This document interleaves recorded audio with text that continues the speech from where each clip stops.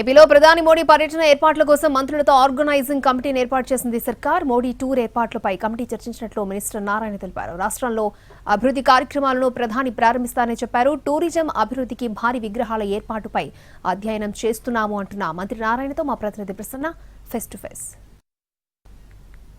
ప్రధాని నరేంద్ర మోడీ ఏపీ పర్యటనకు సంబంధించి మనతో మాట్లాడటానికి మంత్రి నారాయణ ఉన్నారు. సార్, ఈ రీలాంచ్ కార్యక్రమం ఏ రకంగా జరగబోతుంది, ఎంత విలువైన పనులు జరుగుతుంది?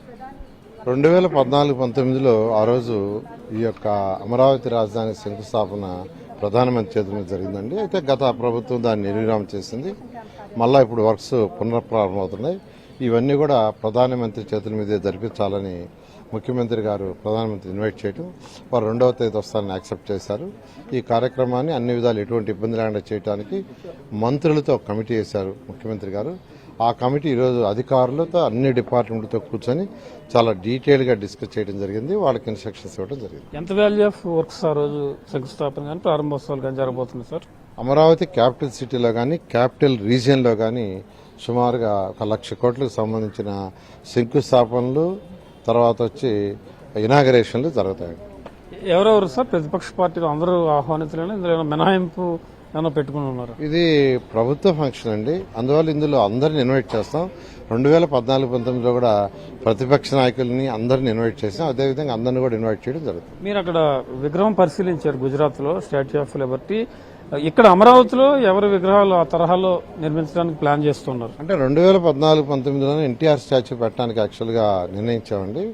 ఆ నేపథ్యంలో 14-19లో కూడా నేను యాక్చువల్గా అక్కడ పోయి పటేల్ గారి విగ్రహాన్ని పరిశీలించాను. అయితే ఈ లాస్ట్ 6 yearsలో వల్ల అనేక డెవలప్మెంట్స్ చేశారు. అంటే అక్కడ టూరిజం సంబంధించి అనేక గార్డెన్స్, సఫారీ అన్ని చేశారు. అందుకని యాక్చువల్గా అధికారులతో పోయి స్టడీ చేశాను. ఖచ్చితంగా there is a lot of development. దాదాపు 16 హోటల్స్ వచ్చినాయి. అంతకుముందు అయితే ఒక్క హోటలే ఉండింది. ఈరోజు అనేక స్టార్ హోటల్స్, 3 స్టార్, 4 స్టార్ వచ్చినాయి.